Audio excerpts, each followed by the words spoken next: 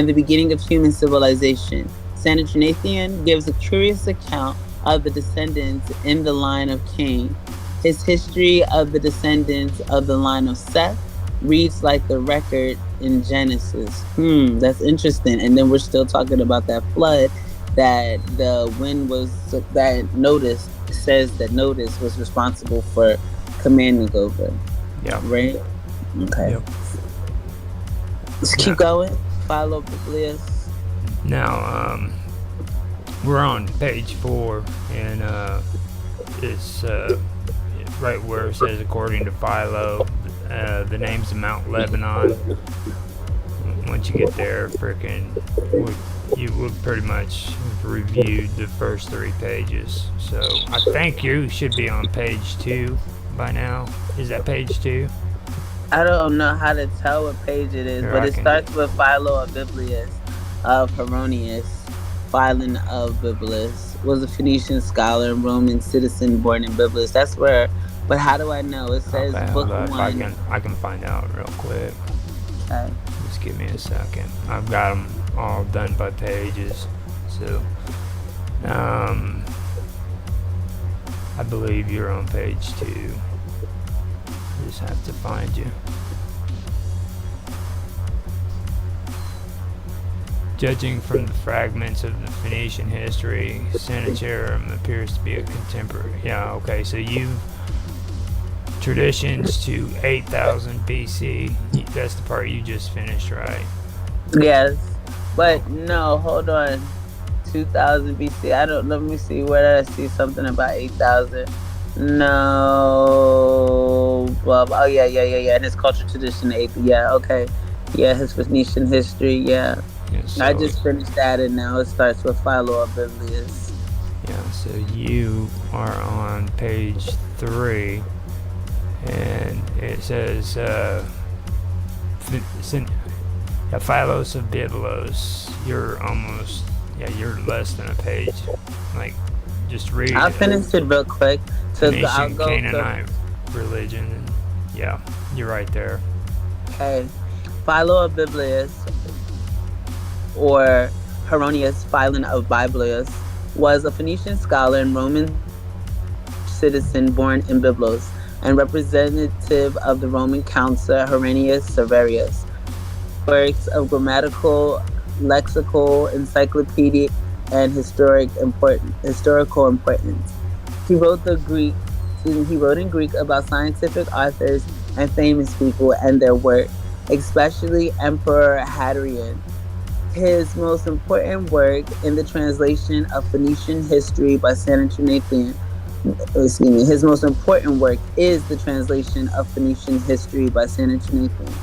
This work was thought to be made up, but since 1929, archaeological evidence from Ras Shamara, Ugarit, we read about them last week, Ugarit, clay tablets texted dates to 1400 to 1200 BC proved him true. He had a considerable reputation for honesty in his work, which archaeology confirmed. His Greek translation represents a valuable source for our knowledge of the Phoenician Canaanite religion. According to Philo, the names of Mount Lebanon, the mountain range of the Anti-Lebanon, and other Syrian mountains were derived from the name of giants who once dwelt there. In ancient history, most high mountains were thought of as the abode of gods. In the case of Mount Lebanon, it would have been Baal Lebanon, sometimes identified as Baal Hadid. Avi Yonah in 1982 and I guess it says 1542, so that's the reference, and they're referencing 1542. See, I've got Porphyro Malchus of Tyre, 223 to 309 AD, and that part that you just read, I don't even have it on here. Yeah, I have the Porphyro Malchus of Tyre, 223 to 309. I have that, and that comes right after what I just read. Yeah. And so Tawadas A Biblis or Topsy, yeah, that's what I was just making. I Yes. remember that's how we got on it because you read that. Todd, a Biblis or Top came from Biblis Phoenicia. Like, I remember when you were saying that. That's probably where we ended up going off onto our conversation about Tawadas from right there. Mm-hmm. Instead of going on to Porphyri, Malchus, or Tyree. So, if you want, I can read a little bit, give you a break. Okay.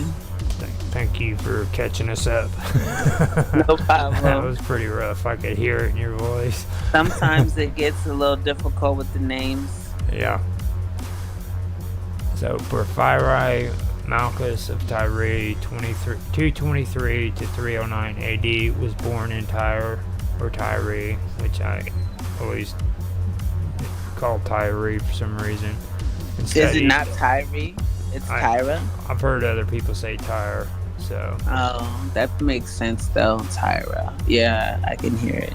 And was born in Tyre and studied in Athens before joining the Neoplatonic group of Plotinus in Rome, where he studied philosophy. Porphyri was a man of great learning and was interested in and had great talent for historical and philological logical criticism. He had a passion to uproot false teachings in order to ennoble people and turn them to the good. He declared the salvation of the soul as the ultimate purpose of philosophy. His works included Against the Christians, a work of 15 volumes directed not against Christ or his teachings, but against the Christians of his own day and their sacred books. He argued they were the work of ignorant people and deceivers. He attacked the Christians' doctrines on both philosophical and exegetical grounds.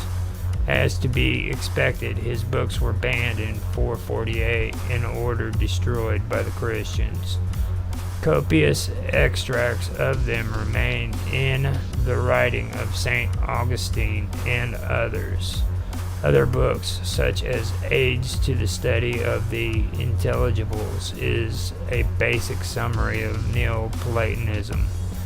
He wrote against Moses and attacked Eusebius of Caesarea.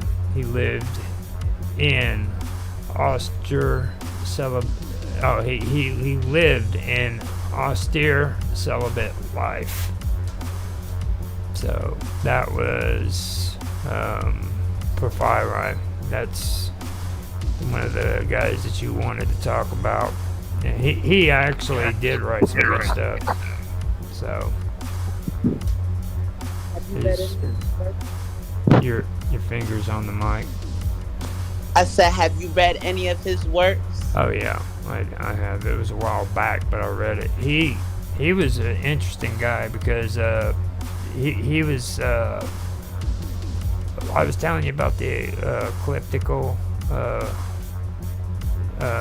motions of the Earth and like the Great Year. He was studying the Great Year before anybody even knew that the Earth was round. You know what I mean? It's pretty interesting. His story is, and Neoplatonists were like that. They were really, really highly intelligent for their time.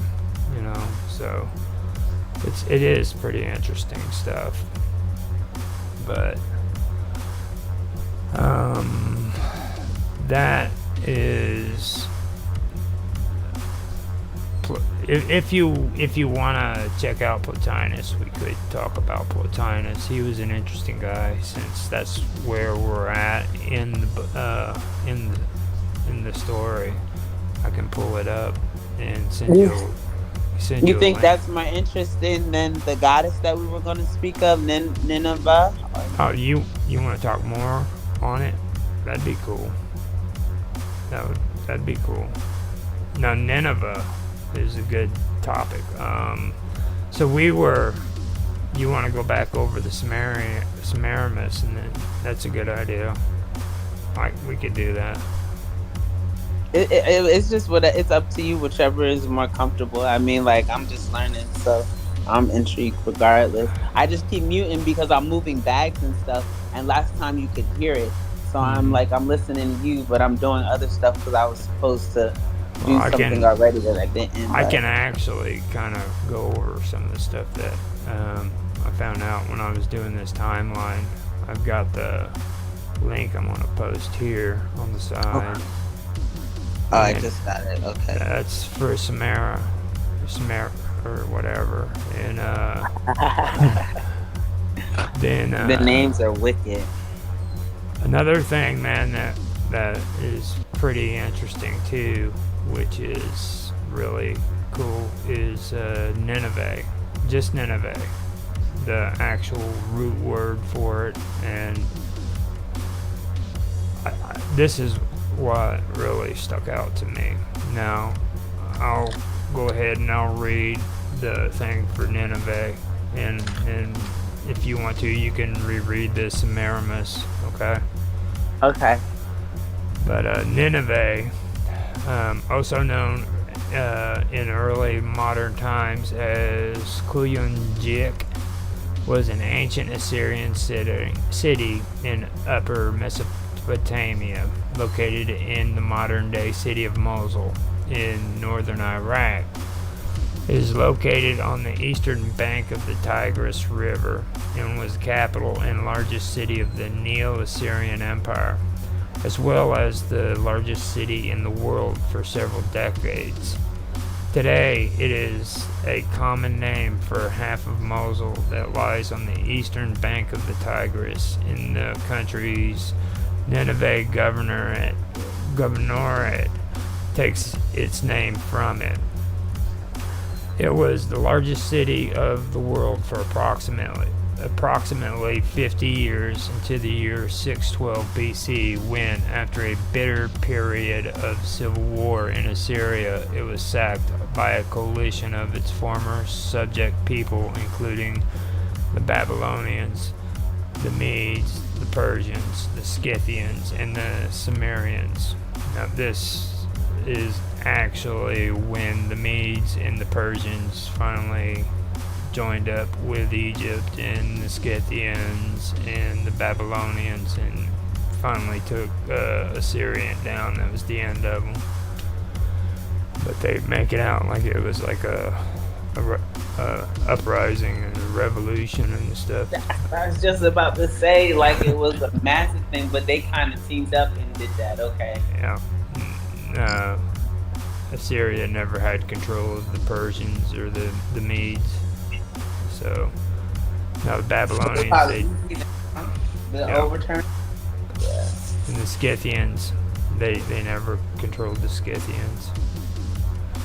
Okay, now the city was never again a political or administrative culture, but by late antiquity it was the seat of a Christian bishop.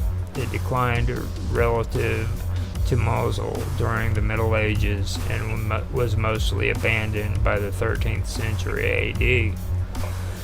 Its ruins lie across the river from the historical city center of Mosul.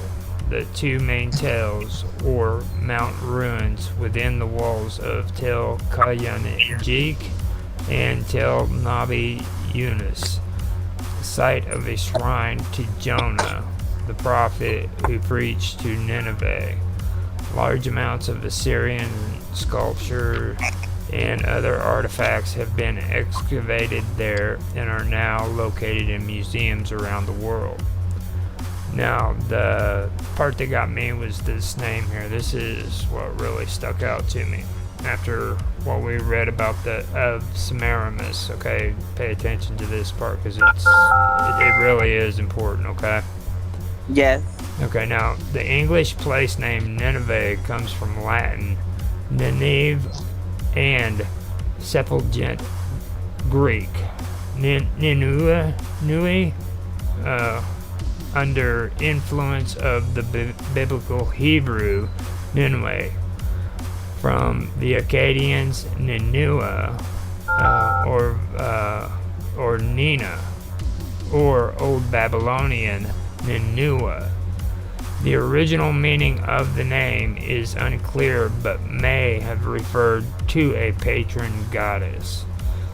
The cuneiform from Nina is a fish within a house, Aramaic Nuna, fish. This may have simply intended her Hurrian origin. The city was later said to be devoted to the goddess Ishtar of Nineveh, and Nina was one of the Sumerian and Assyrian names for that goddess.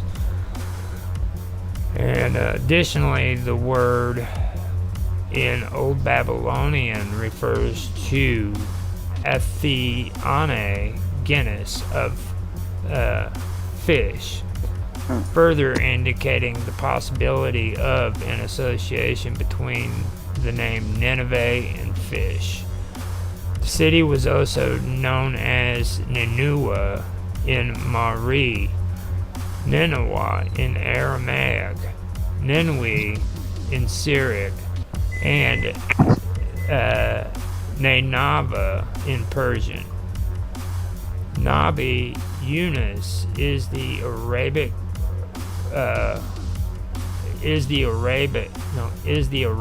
for prophet Jonah.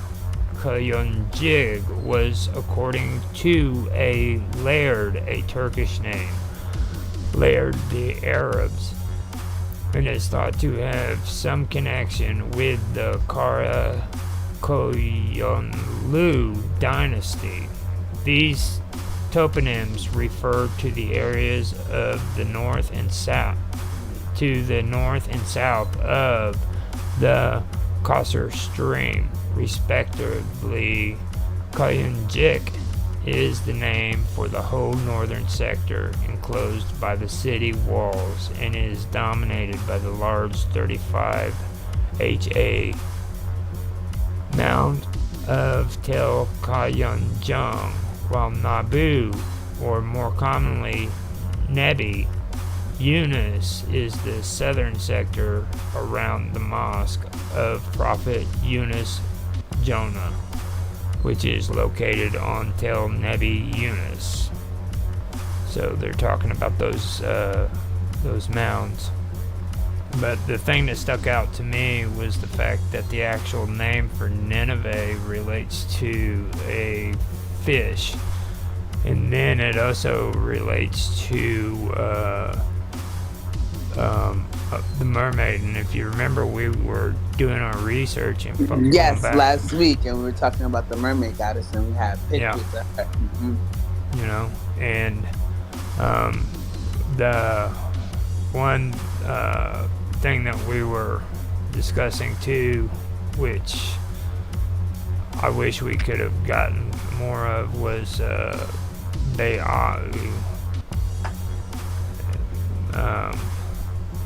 that was something that really stuck out to me.